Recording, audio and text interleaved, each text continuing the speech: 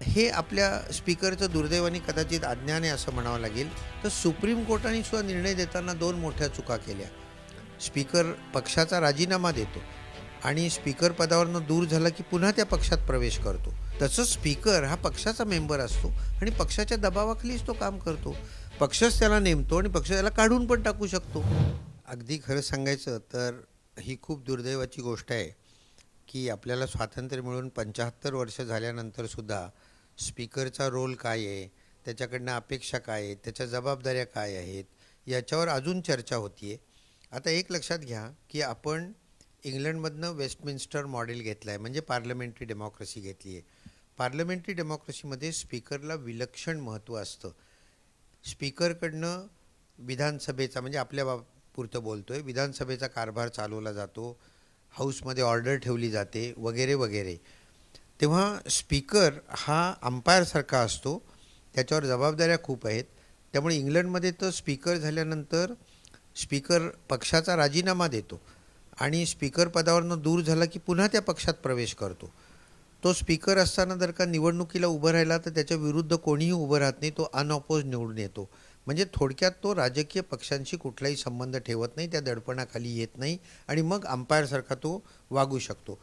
तो मतदान पण करत नाही, कास्टिंग व्होट असतं, म्हणजे दोन्हीकडे सारखी मतं झाली तर त्यांना कास्टिंग व्होट असतं, परंतु पहिल्या मतदानामध्ये तो काम करत नाही.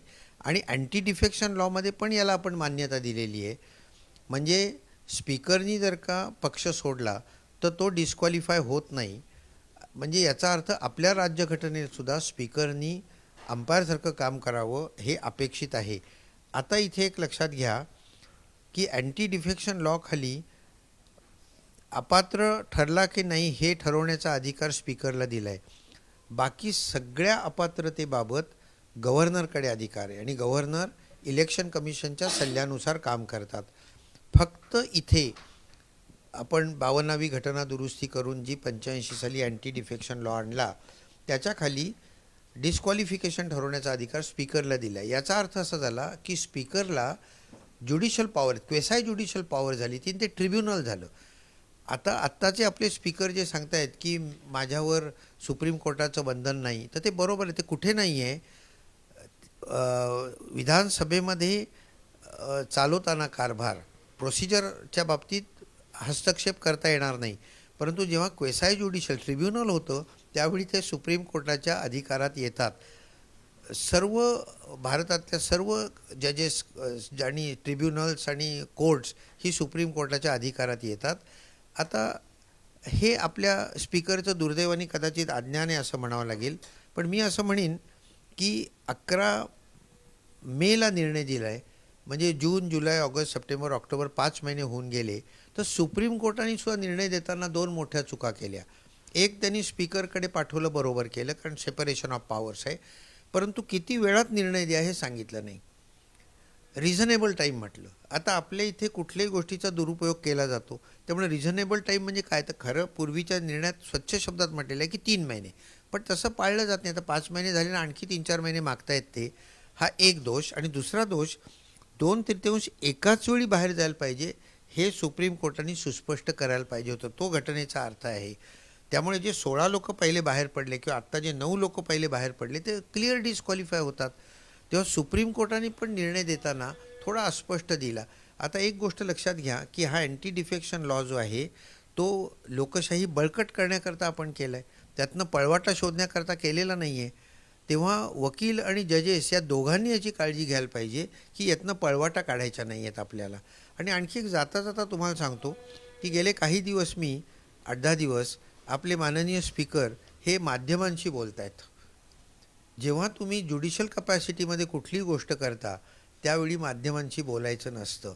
ॲज गुड ॲज न्यायाधीशच आहात. न्यायाधीश आहात तुम्ही. मी कायद्याप्रमाणे निर्णय देईन, मी लवकर निर्णय देईन, मी उशीर करणार नाही. अहो, गृहीतच धरलं आहे ना, तुम्ही उशीर करणार नाही, तुम्ही कायद्याप्रमाणे निर्णय देणार आहे, गृहीतच धरलेलं आहे. ते जनतेला सांगायची गरज काय. तेव्हा बेसिक तत्त्वच काही वेळा आपल्या लोकांना कळलेली नाही आहेत. आणि गंमत म्हणून तुम्हाला सांगतो की 25 वर्षापूर्वी आम्ही ILS लॉ कॉलेजमध्ये एक पार्लमेंटरी प्रोसिजरचा कोर्स तयार केला, पहिला कोर्स भारतातला. त्याला खूप सहाय्य मला लोकसभेने केलं, सुभाष कश्यप त्यावेळी सेक्रेटरी जनरल होते, त्यांनी केलं. त्यांनी मला असं सांगितलं की तुम्ही हा कोर्स करताय, परंतु आम्ही bureau of parliamentary training department already आमच्या इथे आहे लोकसभा सेक्रेटॅरिएट खाली. 100 लोकांना जर का बोलवलं ट्रेनिंग द्यायला तर 20 लोकंसुद्धा येत नाहीत. त्यामुळे प्रचंड गरज आहे इथल्या विधानसभा विधान परिषद सदस्यांना, स्पीकरना, गव्हर्नरना, सगळ्यांना पार्लमेंटरी डेमोक्रेसी, पार्लमेंटरी प्रोसिजर समजावून सांगण्याची गरज आहे. तेव्हा हा जो कोर्स आहे तो सगळ्यांनी करावा असं माझं मत आहे. युक्तिवाद असा सुद्धा केला जात आहे की जर कोर्टला 1 वर्ष लागलं जेव्हा सुनवाई सुरू झाली सुरुवातीला, त्यानंतर निवडणूक आयोगाकडे गेलं त्यांना सुद्धा वेळ लागला, तर मग आम्हाला जो वेळ लागतो आहे किंवा आम्ही जर विचारपूर्वक करतोय तर त्याच्यात काय चुकलं असा सुद्धा युक्तिवाद होतोय. आता काय आहे, एक गोष्ट लक्षात घ्या की ही तुलना फार चुकीची आहे. सुप्रीम कोर्टामध्ये 33 जजेस आहेत आणि 70,000 खटले पडून आहेत. तर त्यांना थोडा उशीर लागला तर काहीतरी कारण आहे. स्पीकरच्या बाबतीत तुम्ही म्हणाल तर 2 सेशनच्या मध्ये स्पीकरला विशिष्ट काम नसतं. त्यामुळे त्यांनी ते 2 महिन्यात करणं आवश्यक आहे. असा स्पीकरची तुलना सुप्रीम कोर्टाशी किंवा इलेक्शन कमिशनची तुलना सुप्रीम कोर्टाशी करणं हे मुळातच चुकीचं आहे. दबाव प्रभाव आहे का? वेळ जो निघालेला आहे आणि अजून जर 4-5 महिने गेले तर मग पुढच्या निवडणुका लागतात. आता मी राजकारणावर बोलत नाही, कधीच बोलत नाही, पण तुम्ही आता डायरेक्ट प्रश्न विचारलाय म्हणून सांगतो की आता गव्हर्नर आहे, त्याची नेमणूक पण राष्ट्रपती करतात, काढून पण टाकता येतं राष्ट्रपतींना, आणि राष्ट्रपती पंतप्रधानांच्या सल्ल्यानुसार वागतात. त्यामुळे गव्हर्नर पंतप्रधानांचं ऐकतात. हे जगजाहीर आहे, म्हणजे मी सांगायची गरजच नाही काही. तसंच स्पीकर हा पक्षाचा मेंबर असतो आणि पक्षाच्या दबावाखालीच तो काम करतो. पक्षच त्याला नेमतो आणि पक्ष त्याला काढून पण टाकू शकतो. साध्या मेजॉरिटीने काढून टाकता येतं त्यांना. त्यामुळे राजकारण याच्यामध्ये आहेच, पण त्याच्यावर नका मला प्रश्न विचारू. मी घटनेचं तुम्हाला प्रोव्हिजन जेव्हा तेवढ्या सांगतोय. 13 तारखेला सुप्रीम कोर्टाने सर्वोच्च न्यायालयाने स्ट्रिक्चर्स पण पास केले आणि ते कुठे ना कुठे फटकार पण होती स्पीकर यांना की तुम्ही केलं काय किंवा एवढा उशीर का लागतोय. आज तुम्हाला काय वाटतं? कसं आहे की अंतिम विश्लेषणामध्ये स्पीकरनी हे क्वेसाय ज्युडिशियल चाललं आहे, मी तुम्हाला आधीच सांगितलं. त्यामुळे सुप्रीम कोर्ट हस्तक्षेप करू शकतं, डायरेक्ट निर्णय पण कदाचित देऊ शकेल. पण या टोकाला आपल्यासारख्या लोकशाहीमध्ये आपण जाता कामा नये. लेजिस्लेचर, एक्झिक्युटिव्ह, ज्युडिशियल यांची फंक्शन्स वेगळी असतात. तेव्हा स्पीकरनीच मॅच्युरिटीनी तज्ज्ञ लोकांना विचारून योग्य तो निर्णय लवकरात लवकर घ्यावा आणि सुप्रीम कोर्टावर ही वेळच आणू नये की त्यांना आदेश द्यावा लागतोय. त्यामुळे as a teacher in constitutional law मला असं वाटतं की त्या टोकाला प्रकरण जाऊ नये असं मला वाटतं.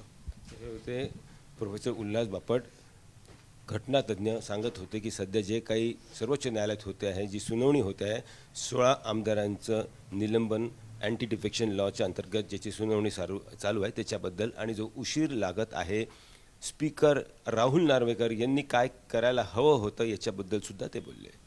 कॅमेरामॅन गोपाल हरणेसह पंकज खेळकर, पुणे, मुंबई तक.